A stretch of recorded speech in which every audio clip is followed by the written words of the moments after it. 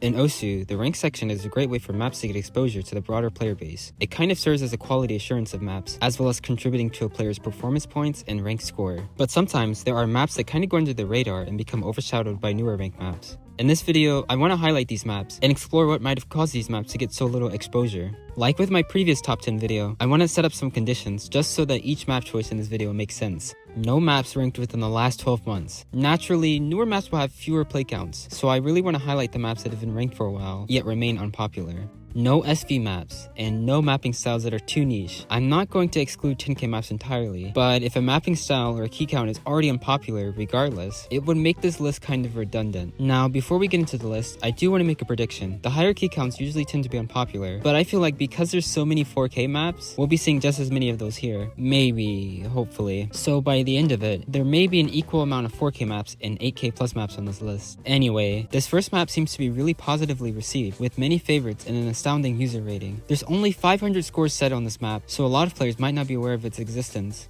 Felt maps are quite popular and standard, but I guess in Mania, this sort of softer and lower paced genre of music and some of these songs don't quite fit the tone well for this mode. This is one of Stellar's later ranked beat maps, and it's quite the tone shift compared to some of their older maps, notably the Oral Cigarettes. It's their lowest played map, getting beat out by some of these newer ranked ones. The map itself is nothing too crazy. I wouldn't exactly call it a long note map, even though it does feature a lot of them. They don't overlap or have you hitting too many chords with them, so things remain relatively simple, and this probably keeps the star rating down as well. Most of the difficulty comes from the chords and streams that are quite consistent throughout this map. The song is very instrumental, and the inclusion of hit sounds and storyboarding makes the map an immersive experience, if you choose to play with them on. It's one of those maps that you play to really enjoy the atmosphere of the music. A few comments here, but mostly just people complimenting the map. I'm like 50-50 on this artist. AllStar has 4 ranked maps, and they're spread out between these 2 years. We have another 7k marathon, but the difficulty is a bit higher here. I guess you can call this one a long note map since they're more complex here, and a greater amount of them. But this map is kind of divided up into sections. The long note usage is heavy in this first minute, but there's some repetition being used here, so it might be easy to sort of predict the flow of the map. The main part is more stream heavy, while still layering in some long notes for the high pitched sounds, followed by this build up section with big chords and long note chords. The following sections have some similar structure, and then for this last section, it goes heavy on the long notes and streams, even doubling up on the long notes and creating double staircase structures in the form of chords. Everything remains in the pocket though, as it's only 5.54 stars, but it may still be challenging for players who aren't as strong with long notes. I had to use halftime when I set the score. I can't really think of why this map isn't as popular as some of the other Chroma songs. I know that some of these songs were featured in the Sound Vortex games, so maybe that has something to do with it. This one's another weird one. Isn't Camellia like really popular in this game? Only 230 scores, so this has to be a skill issue thing. Yeah, it's only 6.5 stars, but it's very technical and it's a marathon. So when you have only a set number of players with the ability to play said map, and the fact that they wouldn't gain any PP from it, how many people would actually be willing to set a score here? And yeah, sure there's halftime, but that cranks up the drain time to 6 minutes. And as we see here, only 23 players bothered to play with halftime, as well as 7 no-fail scores. Most of which are the score farming community, or players who opened the wrong game mode that day. As stated, the mapping here is your typical 7k Camellia tech mapping with jacks, high timing divisions, and chords thrown in. Nothing out of the ordinary here. Besides the fact that it's supposedly mapped for left thumb usage, which I honestly can't make out any patterns to where that would really be the case. Well, besides something like this. I even played on mirror and I'm a left thumb player, so it might not make that much of a difference depending on your skill level. And another Camellia map. This one was featured in the spotlights, and I think I vaguely remember it. I was probably mad that they included something like this. It didn't make sense to me that they include maps that only a handful of people can really play, and this had to be before we got variable halftime mod changes. So one map like this could really mess up your entire playlist run. Anyway, pretty similar to the previous map, except this one uses way more long notes, though most of them are short, and this probably inflates the star rating by a lot. I barely managed to squeeze out an S rank here. Even though it's a spotlight map and featured artists, it not having many scores or plays is kinda surprising, but I think I'm noticing a pattern here. The star rating keeps getting higher and higher. This one's a mix of chord streams and full long note. These whole 2 sections just keep going and going with the long notes, and trying to play on halftime just makes these sections harder. So it's really a sort of niche map.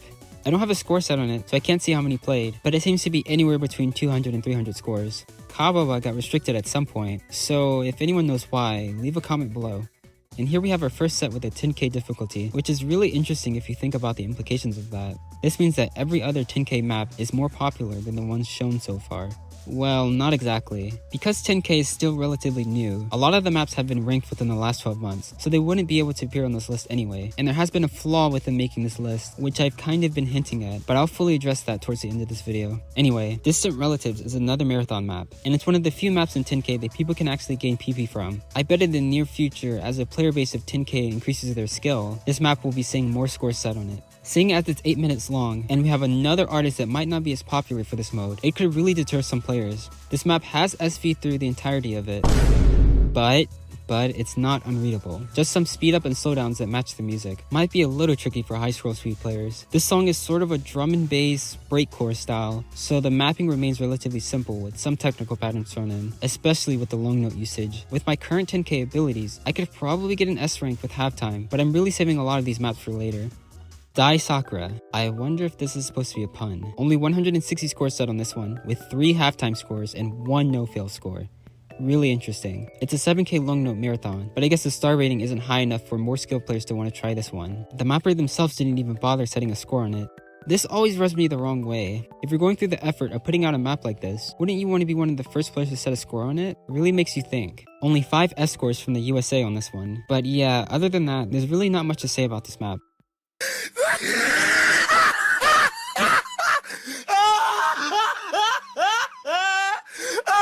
I don't remember playing this one in the spotlights, so maybe this was during a season I didn't play in. And 9 minutes, 6.65 stars, halftime.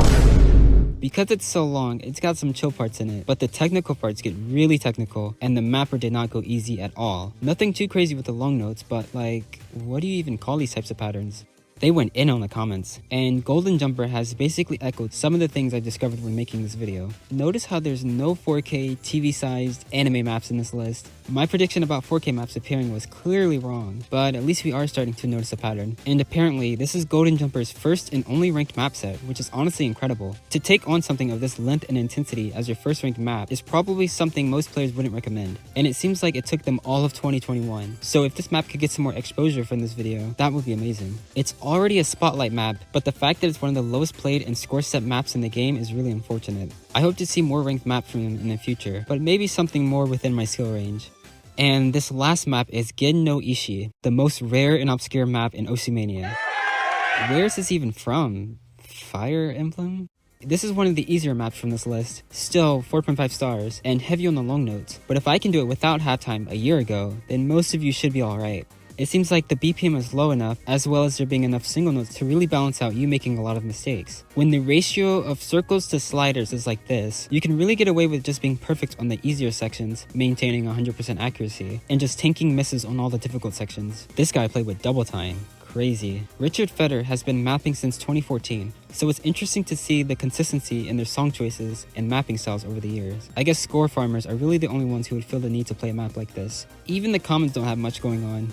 Now, before we get into the conclusion and final stats, there is one last map I'd like to bring up. This is a top 10 list, but I did skip over one, so it's only fair. And that map is Millennial, our first 10k only map set. It was ranked on September 5th of last year, so it's almost been a full year, nearly 1,000 plays, and quite well received by the 10k community. Oh. Whoa, this was my highest PP play for 10k at some point. I really like this map. It feels like a nice introduction to some of these more complex patterns that are often used in 4-star maps. But the BPM is low enough to where it still plays comfortably for lesser experienced players. It even has some slow sections that get into one-handed and double staircase patterns at an even more comfortable speed. Not a whole lot of long notes here either, so things remain relatively simple in that regard. Interestingly enough, the in-game counter shows 122 scores, but the website only displays 95 of them. So maybe this has something to do with mod combinations, but things still wouldn't add up. And this is the part of the video where I want to discuss the major flaws here.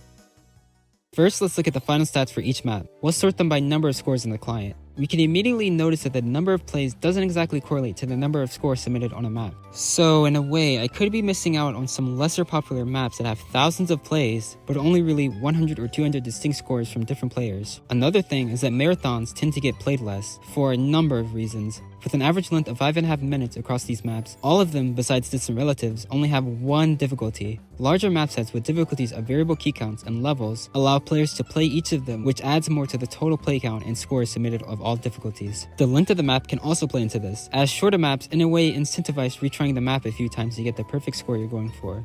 With the marathon, it's a lot to commit that much amount of time into a map, as well as it also depending on the player's skill level and ability to focus. So most players might just play these maps once and move on, especially if it's an obscure song that they're not really familiar with. Speaking of difficulty, with an average difficulty of these maps being 5.6 stars, as well as even these fewer ones being of niche skill sets, that also alienates the vast majority of casual players. You guys need to realize that there's only about 1900 players capable of playing roughly 75% of these maps, and even then, most of these maps don't offer much in terms of performance points or song popularity, so players would have to go out of their way to obtain these maps to begin with. The ratings here doesn't seem to have any bearing on the popularity either, as there's a wide range of numbers here, so the main factors in play here is the chosen key count, the artist or song genre, difficulty to an extent, and the length of the song. I guess we can infer that if you wanted to create a popular map set, you can take each of these aspects and do the opposite, but that might be a topic for another video. Anyway, as stated before, there's a lot of hidden gems and interesting maps here, and the fact that a lot of these mappers put in effort to create lengthy and immersive experiences, so please check out each and every one of these maps and really show your appreciation to the respective mappers. If there's any extra obscure maps I might have missed out on, please comment them below. Would a video like this work for 4K maps in particular? Maybe.